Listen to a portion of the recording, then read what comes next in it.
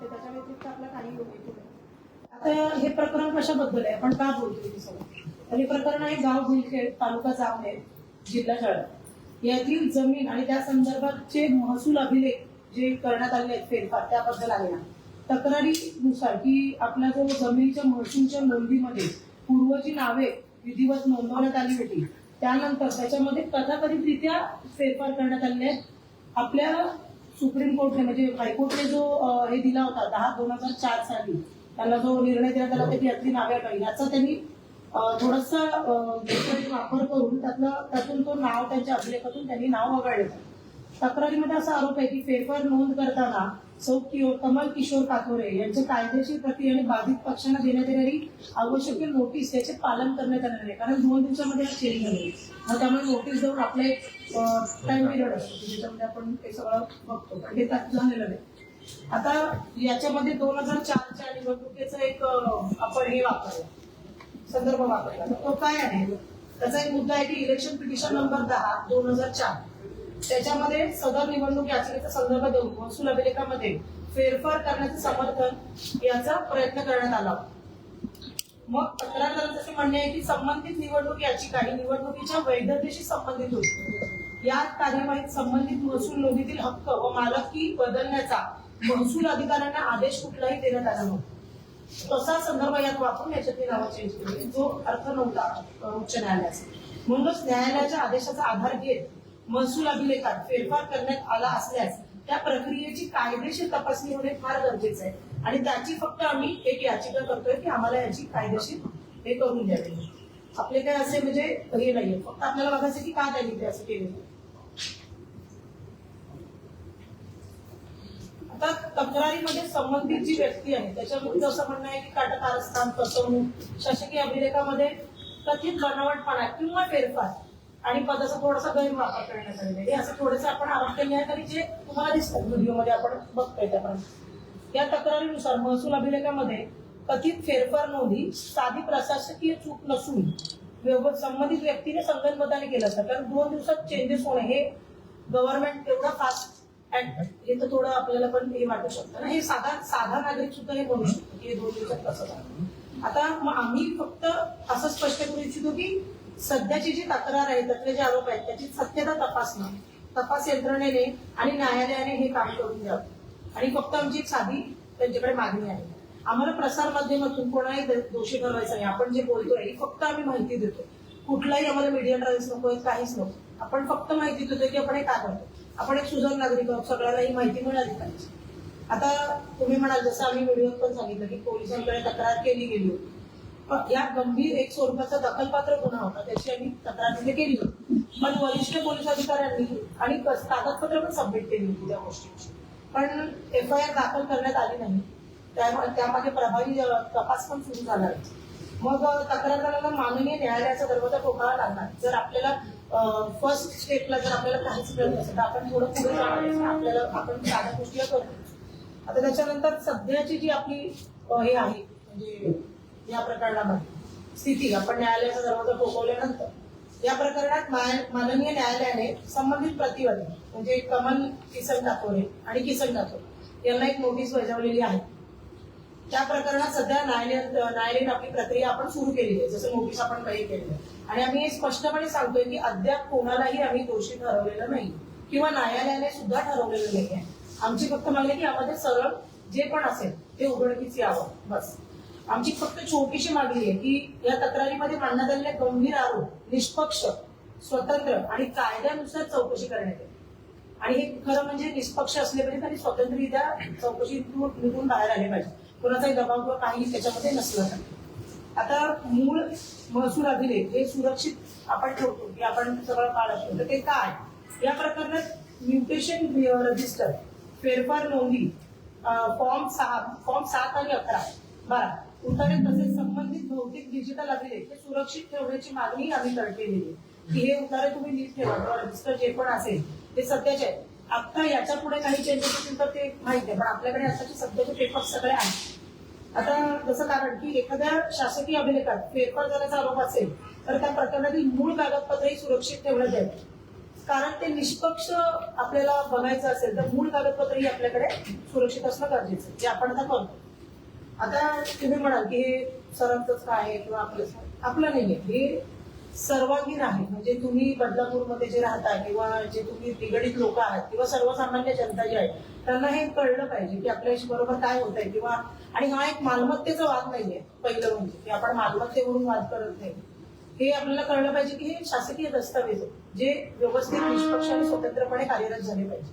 आता अशा या अभिलेखांमध्ये कोणत्याही व्यक्तीने कुठल्याही प्रभावाखाली न येता किंवा संगणमताने बेकायदेशीर जर फेरफार केला असेल तर त्याची निष्पक्ष चौकशी आपण मागणी करतो. आपल्याला ती आवश्यकच आहे. शासकीय नोंदींची सत्यता आणि विश्वासार्हता टिकवणं हे प्रशासनाच्या कायद्याच्या दृष्टीने अत्यंत महत्त्वाचं जे आपल्याला करायचं आहे. आता मी हे माझं म्हणणं जे तुम्ही व्हिडिओ बघितलं आणि आम्ही कळवलेलं आहे ते मला काय असं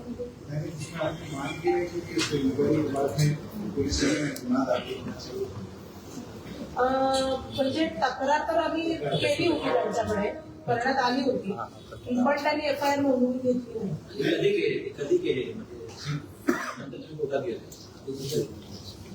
तक्रार आम्ही केली होती 1 महिना झाला.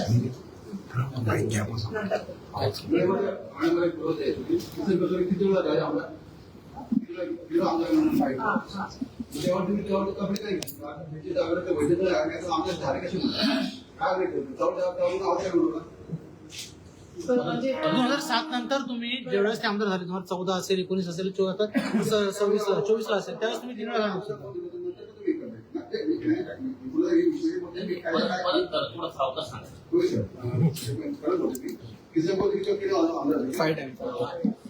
त्यावेळी काय नाव जोडलं, त्यावेळी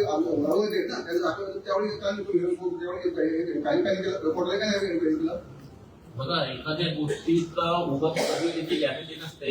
मी समजा तो 10 वर्षापूर्वी गेली, पण पोलीस 10 वर्षानंतर जर पकडले तर तो एका 10 वर्षानंतर तुम्हाला मिळणार. मग हाच उद्देश येतो.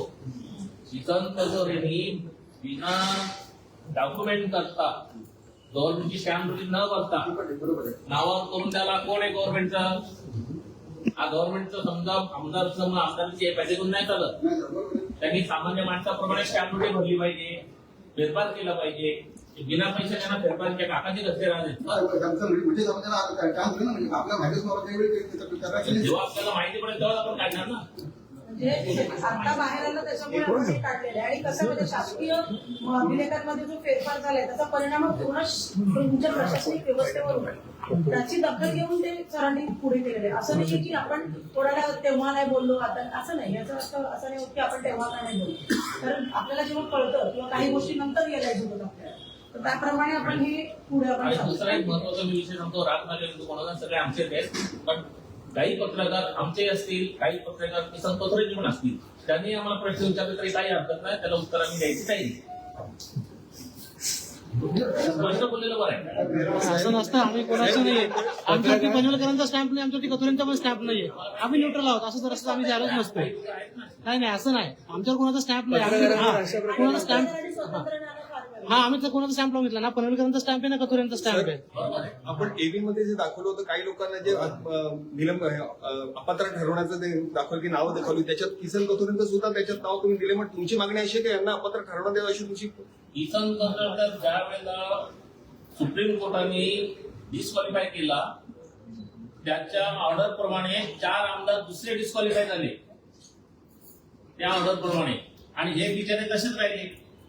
हे का तसे राहिले? हे कोणाचं काम होतं? त्यांच्यामुळे दुसरे डिस्क्वालिफाय होतात त्या ऑर्डर प्रमाणे. आणि हे बिचारे तसेच, कारण याचं काढलं गेलं नाही कोणी, ते आता निघतं. सत्ताधारी पक्षाचा आमदार म्हणून त्यांना एक झुकतं माप देण्यात येते असं अशी आपली उभी आहे. नाही सत्ताधारीचा माणूस म्हणून नाही. बघा, मागे ते राष्ट्रवादीचे पण होते, राष्ट्रवादीचे होते, नंतर ते घुसखोरी करून इकडे आलेले बीजेपी मध्ये. पण हे कोणाला उघडकीस आले नाही, कारण ज्याच्यामुळे बाकी आमदार निलंबित होतात, डिस्क्वालिफाय होतात, आणि ज्यांच्यामुळे झाले ते अगदी ताटमानेने सगळे आमदार हे करतात. त्यामुळे आमचं एकच म्हणणं आहे का याला जेवढा निधी आला असेल, जे काहीतरी खर्च केलं ते सगळं गव्हर्नमेंटने वसूल करावं आणि त्याला डिस्क्वालिफाय ताबडतोब करावं, हीच आमची इच्छा आहे.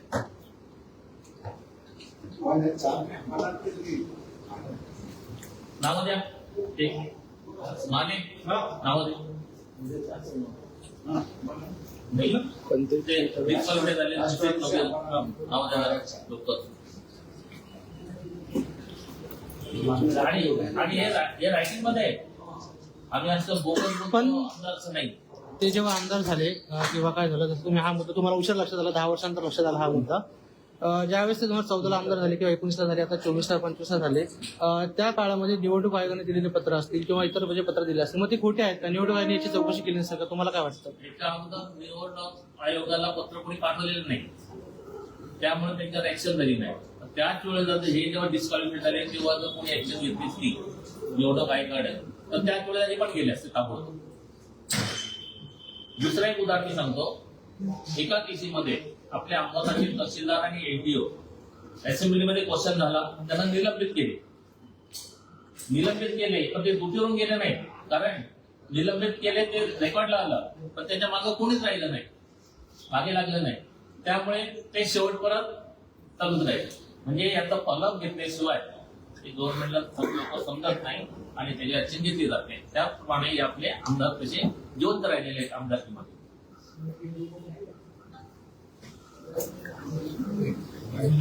साहेब, तुम्ही मगाशी म्हणाल की फेरफार जे केले ते कोणत्याही प्रकारचं न म्हणजे मूल्यांकन असो काही न भरता त्या बाबतीत केले, पण याबाबत प्रशासकीय अधिकाऱ्यांकडे पण तुमचं त्या बाबतीत कारवाईची मागणी तुमची ती पण असेल. केलेली आहे. आम्ही जळगावला जाऊन सगळं केलेली आहे. ती आपण मागणी केलेली आहे त्यांच्याकडे. तेव्हा पण आम्ही हेच सांगितलं की आपण जसं आम्ही तुम्हाला म्हटलं की न्यायालय याच्यामधून आम्ही जातोय, तर त्या प्रकारे आम्ही मागणी तिथे सुद्धा केलेली आहे. त्याची आता ते किती दखल घेतात ते आपण बघूच पुढे. पण मग आता ती मागणी तिथे सुद्धा केलेली आहे की आपण, आणि त्याच्या आधीचे पेपर्स आपण मिळवलेले आहेत, ज्याच्यामध्ये दिसतंय सगळं की 24 मध्ये त्यांनी 10 म्हणजे तुम्ही आता म्हणाले 2014चं निवडणुकीची हे सगळे फेरफार करून मग त्यांनी इलिजिबिलिटी दाखवलेली आहे त्यांची. आणि हे कारण जे चुकीचं आहे हेही त्यांनी दाखवलेलं आहे आपल्याला, लिहून दिलेलं आणि आहे. इथे जो कधी झालंय तर चुकीचं झालेलं आहे. मेजर फेरफार जो वापरलेला आहे ना इथे 2004चा, तोच फेरफार म्हणजे चुकीच्या पद्धतीने वापरला गेला आहे. की तो असा होता की नाव कमिशन तेच बरोबर आहे, नाही बनत. मग हेच आपल्याला म्हणून याचीच मागणी आम्ही करतो. याचीच मागणी सर आम्ही करतो. सत्तेचा गैरवापर करून हे केलेलं आहे. याचीच मागणी आमच्याकडे आहे. आणि कसं आहे म्हणजे प्रत्येक नागरिकाला हक्क असतो की आपण काय झालं याच्यामध्ये. या प्रकरणात याचिका दाखल करण्याची तक्रार दाखल काय नेमकं काय आता आम्ही रिट पिटिशनचं रिट हे करतो त्याचं की हा त्याच्यामधून आम्ही हे करणार. आणि आता दुसरं म्हणजे तक्रार अशी करतोय की आम्ही 175 आपला जो BNS आहे याच्या अंतर्गत आम्ही दाद मागतो की फक्त याची एक व्यवस्थित एका लाईनीमध्ये आपल्याला हे करून मिळालं की काय आहे पब्लिक पिटिशन असं म्हणजे आपण RTIच्या अंदर सर हे करतो रिट पिटिशन आपण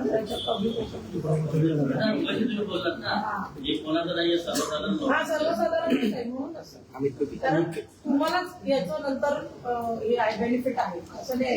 आता तुम्ही कसं बघता आदर्श वातावरण आहे किंवा काय आहे त्याच्यामध्ये सगळ्यांना सगळं माहिती कुठेही काही व्यवहार, कारण जे काय ते तुमच्या खिशातून टॅक्स वरती जातं असं नाही. त्याच्यामध्ये मला टेक्निकल पॉईंट सांगा की नाव ते बघण्यात आले हा ते कुठल्या आधारावर त्यांनी असं स्पष्ट लिहिलेलं आहे की न्यायालयाच्या आदेशाने हा फेरफार करण्यात येत आहे.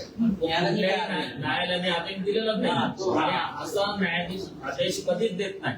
ते सांगतील सरकार जमा करा किंवा कलेक्टर चेक करील, पण यांनी डायरेक्ट दिलेल्या न्यायालयाच्या आदेशाने फेरफार करण्यात तुम्ही येत बघू शकता. सरांनी आता दाखवलं होतं व्हिडिओवरती, त्याच्यामध्ये त्यांनी लिहिलेलं आहे की अर्ज उच्च न्यायालय मुंबईच्या आदेशावरून नोंद प्रमाणित आधीच नाही. असं नाहीये. आता इथे नंबर पण टाकलाय त्यांनी की 22/10/2010च्या अंतर्गत मुंबई उच्च न्यायालयाकडून फिर्याद 2/10/2004 दिनांक 16/6/2007च्या निकषावरून नाव कमी केले गेले. पण हा त्याच्यामध्ये निर्णयच नव्हता. हा निर्णय नव्हता की नाव ऑर्डर मध्ये असा निर्णय नाहीये, पण आम्हाला एक डाऊट आहे तर त्याच्या खाली टाईप केला असेल कदाचित. आम्हाला प्रूफ नाही कारण त्यांनी आम्हाला पेपर दिले नाही, पण म्हणे ते झाले सगळं चुकीचं झाले डिक्लेअर केले. त्याच्यावर जर नंबर आहे तर मग तुम्ही काढण्याचा प्रयत्न केला नाही तो कागदपत्र मी गेलो ना त्यांनी सांगितलंय पेपर आम्हाला सापडत नाही पण आमची चौकशी चालू आहे असं आपल्याला आयडी मध्ये दिलेलं आहे. उच्च न्यायालयाचा जे आदेश आहे त्याचा आदेश चिटिंग म्हणतात ना तसं झालेलं सगळं कारभार. म्हणजे मराठी भाषा आपण कशी घेऊ शकतो असं ते- याबाबत हे आपण उच्च न्यायालयाची निदर्शनास आणून दिलेलं आहे का ही जी आता सगळ्यांकडे निदर्शन आणून द्यायची तयारी झालेली. निवडणूक आयोगाकडनं काही रिप्लाय आलेला आहे? निवडणूक आयोगाकडून काही रिप्लाय आलाय? सध्या दाखल केलं. दाखल केलंय आम्ही पण त्यांच्याकडून पण काही गोष्टी नाही. आम्ही दाखल केलंय आमचं. आणि हे काय आहे ते पेपर लागलेलं आहे. तुम्ही कुठल्याही मुलांना पेपर लगेच मला दाखवलं जाईल म्हणजे बिना पेपर हे नाही. पण महत्वाचा मुद्दा असा आहे का आपण जर एखादी जमीन घेतली तर दोघा तिघांच्या नावावर घेतली आणि फेरफार करायला गेलो तर पहिले आपल्याला विचारतात तलाठी सरपंच माणसं कुठे आहेत, माणसं समोर आणा, एखादा नसला आम्ही फेरफार करणार नाही हे सगळं सांगतात. ह्या लोकांना का अडवले नाही? न्यायालयाचा आदेश नसताना खोटं नाटक करून न्यायालयाच्या आदेशाच्या नावाने हे कामं केले तर न्यायालयानं सोडणार नाहीत त्यांना, कारण त्यांच्याकडे जाणारच आहे आता. मॅडम किती दिवसामध्ये टाकणार मॅडम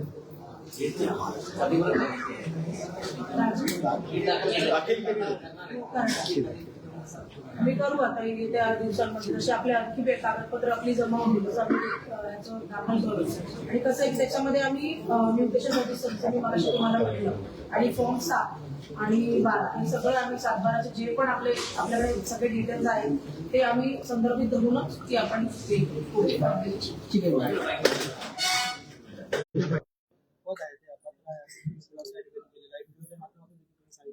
काय नेमकं यामागचं कारण? त्याचं सगळ्यात महत्वाचं कारण म्हणजे त्यांनी जे ऍफिडेव्हिट दिलेले आहेत ते संपूर्ण खोटे आहेत, त्याच्यात पुरी माहिती नाही.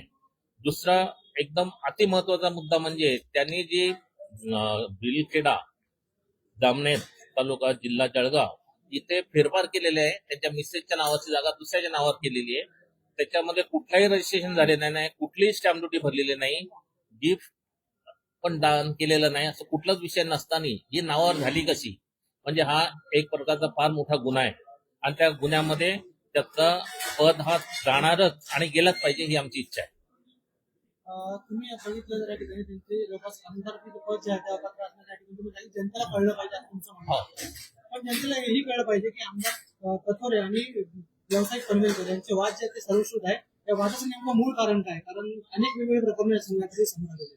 वादाचा विषय तसा काहीच नाहीये, पण जाणून बुजून एखाद्याला त्रास देणे, त्यांचे धंदे बंद करणे, त्यांच्या कंप्लेंटी करणे खोट्या नाट्या, 307 दाखल करतात, विनयभंगाचे गुन्हे दाखल करतात आणि अल्ट्रासिटीचे सुद्धा गुन्हे दाखल करतात. हे सगळे किसन कथोरेच्या सांगण्यावरून होते, पण याचा एकही गुन्हा अजून पण सिद्ध झालेला नाही. सामटोली काजवाबद्दल प्रकरण होतं, त्या प्रकरणामध्ये देखील अनेक मुद्दे जे होते तुम्ही उपस्थित केले होते, त्यांनी देखील उपस्थित केले होते. हे प्रकरण नेमकं काय होतं? त्यानंतरच आपण तिथे आम्हाला 190 कोटीचा दंड लागला होता. एक सगळं खोटं केलं होतं, हे किसन कथोरेने सांगूनच केलं होतं आणि ते सगळं नील झालेलं आहे. 1 रुपया सुद्धा दंड नाही, सगळं खोटं केल्यामुळे डिक्लेअर केलेलं आहे. त्याची आम्हाला ऑर्डर पण आलेली आहे. तर त्या विषयाबद्दल आमचं काहीच म्हणणं नव्हतं अजिबात. कारण का आपण जे धंदे करतो तर लोकांचा ते बोट घालायचे धंदे चालूच असतात. तसे हे आमदार म्हणजे निवड बोट घालेच आमदार आहेत. फक्त लोकांना गोड बोलतात आणि लोकांच्या घरी भांडणं आणावले हे त्यांचे धंदे आहेत. आपण जर बघितलं काही दिवसापूर्वी पोलीस कॉन्फरन्स घेतली, त्यामध्ये कुठल्या गुन्हेगार एजाज लकडावाल्याचा तुम्ही उल्लेख केला होता आणि तुमच्या हाती सुपारी देण्यात आला देखील तुम्ही आरोप केला होता त्यांच्यावरती. त्या प्रकरणाचं नेमकं त्यात आता स्वतः एजाज लकडेवाल्याने लेटरच पाठवलेलं आहे का मला यांनी सुपारी दिलेली आहे म्हणून, आणि ते कमिशनरला पण दिलेलं आहे, बदलापूर पोलीस स्टेशनला पण गेलेलं आहे आणि ते ओपन झालेलं आहे सगळं. त्याच्या बाबतीत जे काय असेल ते न्याय देऊ, आपला कोर्टामध्ये विषय चालू आहे. जे काय असेल ते कोर्ट बघून घेईल. पोलिसांनी गुन्हा दाखल केलेला नाही असा देखील आरोप आपण केलेला आहे. जी फायरिंग झाली होती ना त्या बाबतीत आमच्या गेटवर फायरिंग झाली, पण तिथं आमचा कुठलाच उल्लेख नाही. फायरिंग कोणावर झाली, कोणाच्या इथं करायला आले होते, एवढाच आमचा उद्देश होता. ते न्याय देवता बघून घेईल, त्यांचा तपास चालू आहे. कोण आहे? आणि ते भाऊ